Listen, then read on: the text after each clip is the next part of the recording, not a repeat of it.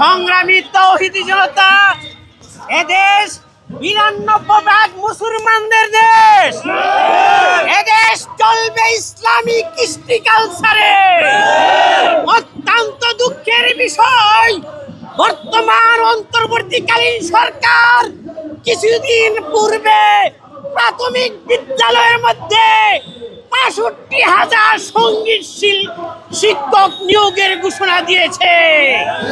তার সাথে ১% সমকামী শিক্ষক রয়েছে। এই সিদ্ধান্ত এদেশের ৯২% মুসলমানদের সাথে বিশ্বাসঘাতকতার সামিল।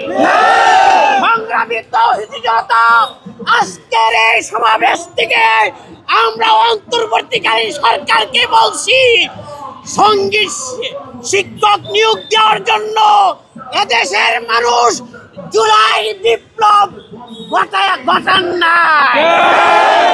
জুলাই বিপ্লব হয়েছিল ইসলামের পক্ষে, দেশের স্বাধীনতার পক্ষে।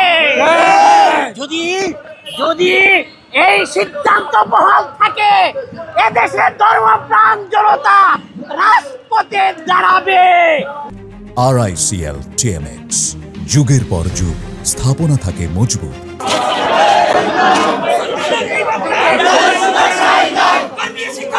শিক্ষা